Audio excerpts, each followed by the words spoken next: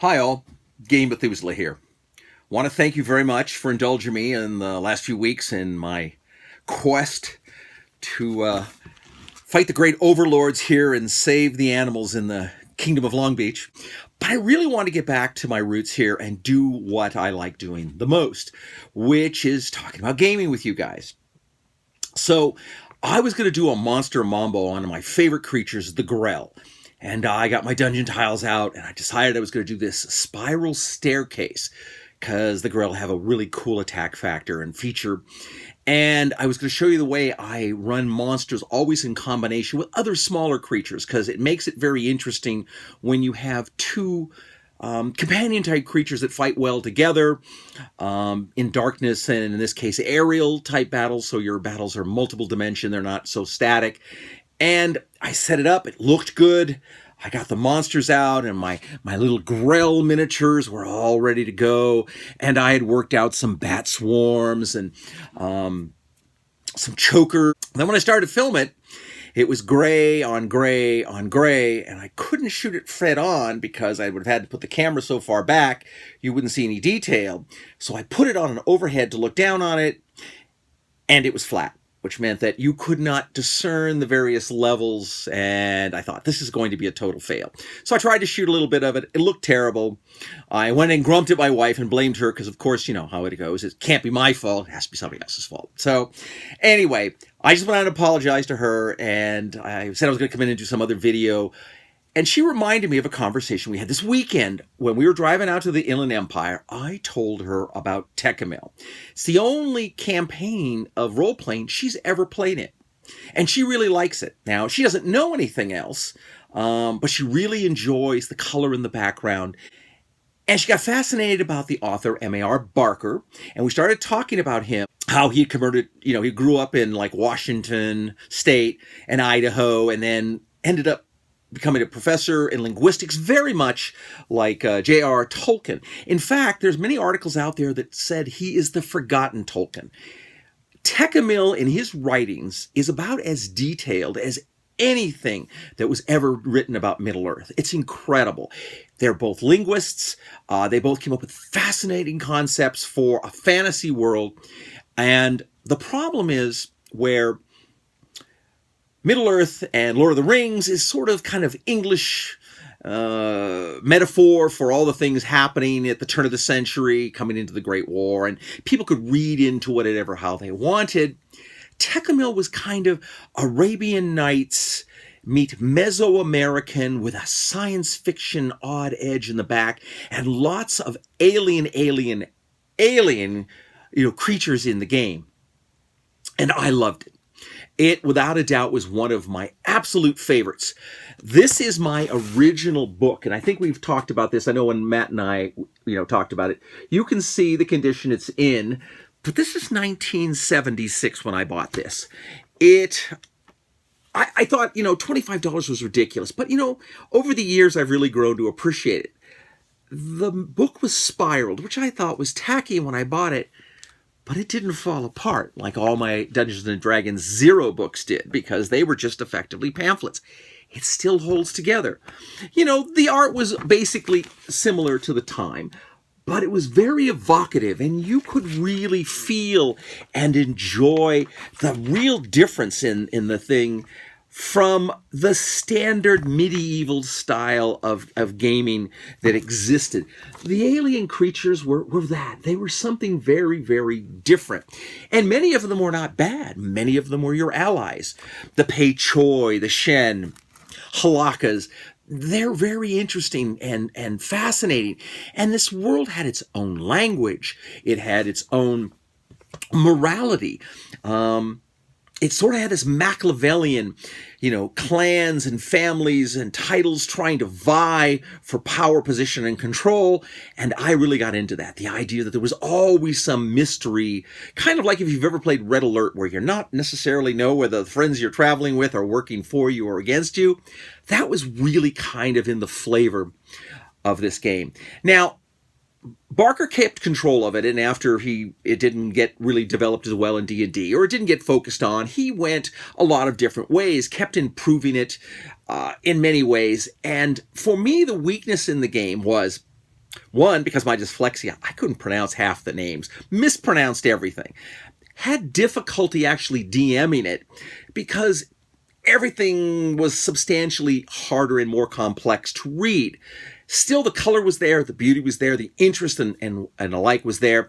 But I found some people who were very smart engineers over at Grumman and lived out in Venice, and I used to go out there and play with them, and they had a great campaign going and played with them for many, many, many, many months. And I don't even know how it stopped. I'm sure like most role-playing games, it just sort of petered out and they went off into something else. But they were very cool, and I really fell in love with the game.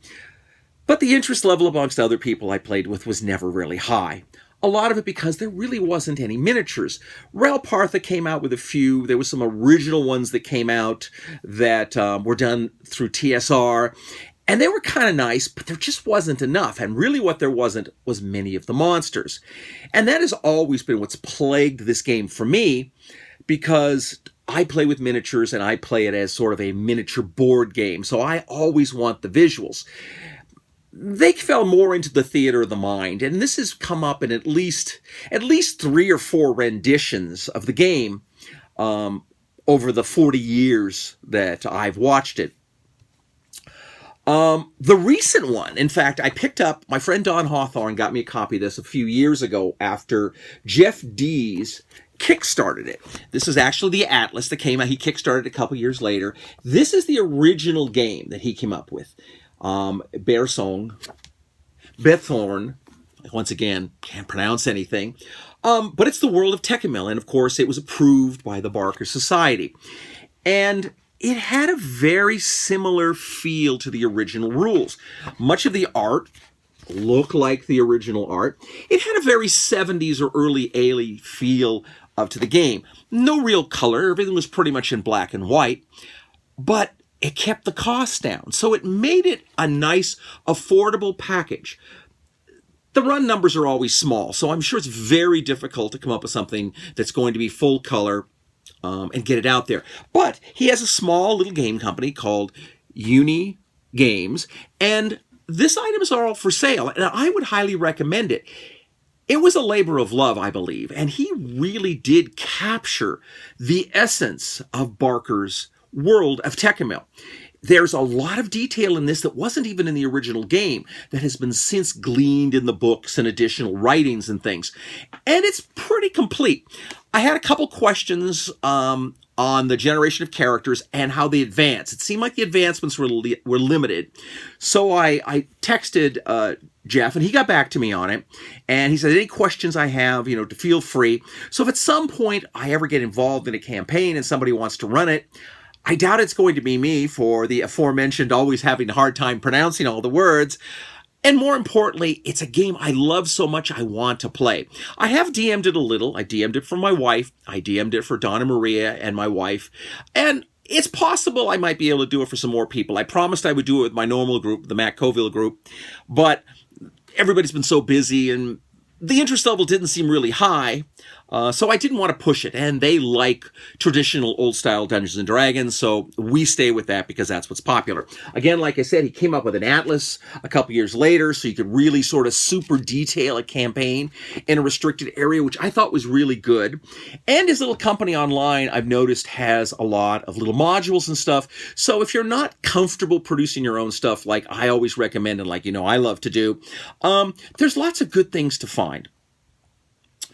But my wife said something interesting that I had to talk about, and I know a lot of you like to hear my discussions of the old days. Well, this isn't quite as old, but around the turn of the century, I think 1999, it might have been 2000, I'm pretty sure it was before 9/11, I suddenly got excited to play Empire the Petal Throne again, so I dug out my old rules and then some additional, more recent expansions of different companies and just started reading through it, kind of getting excited about it and looking for an excuse to paint miniatures, convert things. And a nice thing that has happened is the miniatures have sort of caught up. In this here, there is a Tekumel society, and then there's a Tekumel group that actually produce miniatures for Empire the Petal Throne. Many of them are really stunningly beautiful. They produce them in resin.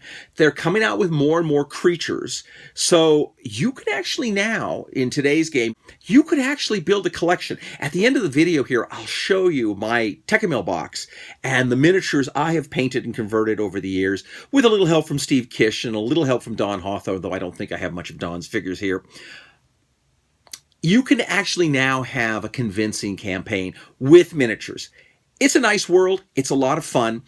If nothing else, I don't think it's going to replace any of the other game systems out here. But the other thing to remember is there's no reason you can't use Dungeons & Dragons as a base system. That's how it was originally run. The original Empire of the Petal Throne was run in the D&D Zero series that was essentially supported by TSR and Gary Gygax and Dave Arneson, who was a personal friend of Barker. It's a good, fun game. If nothing else, I really suggest you just, if you think about it and you're willing to spend a few bucks, buy as much as you can. Start out with Jeff D's stuff and work backwards. There's lots of games out there. They're usually expensive because the people who love Tekumel usually aren't willing to part with it. So what little is out there, because the runs are usually small and not a lot is produced, what gets on eBay is normally expensive. And it'll be a little harder to find. All of the current stuff, like I said, that Jeff has produced here through his company, I think is fairly reasonably priced, and you can actually get immersed in the world very easily. Read The Man in Gold, a novel written by Barker, which is essentially a role-playing adventure. And you can immediately get grasped and dragged into the concept of the world. It's very unique. And I'm kind of sorry he didn't get the notoriety I think he deserved for the really creative element of fantasy here.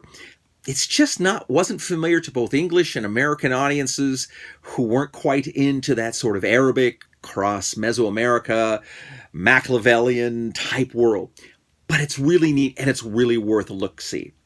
But what my wife loved is, at the turn of the century, as I was saying, one day I was getting into the playing again, Tekumel, painting miniatures, because nobody actually was going to play with me. And I thought, wow, I wonder what happened to Barker. So I went on my ancient computer and was looking through, and I found out where he was living. And I looked it up, and there was a phone number. Now I'm thinking, oh, wow.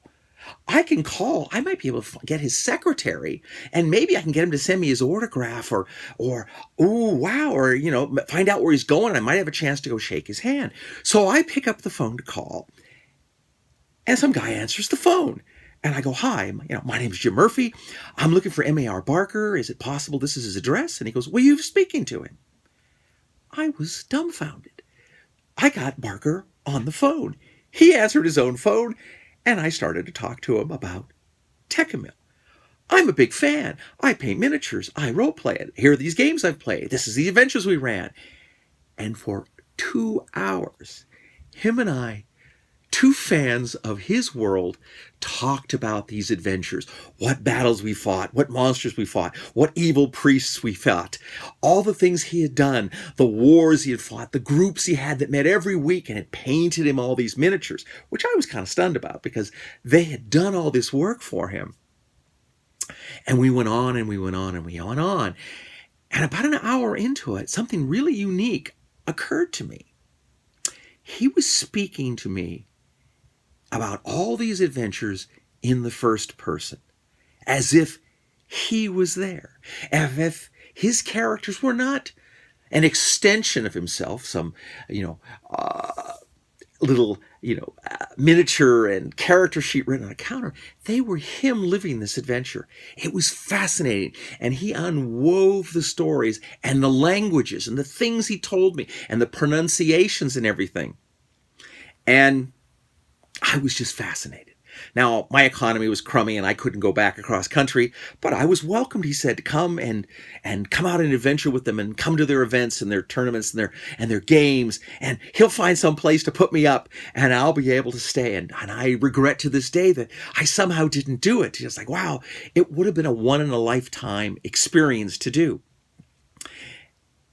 And he's gone now, and I won't get that opportunity. But his story lives on. And for anyone out there who likes different fantasy, unusual fantasy, even like Hyborians, you've heard of all the other stuff. For those of you who like Dune, But all these things, if you love it, I think you'd love reading Tekumel.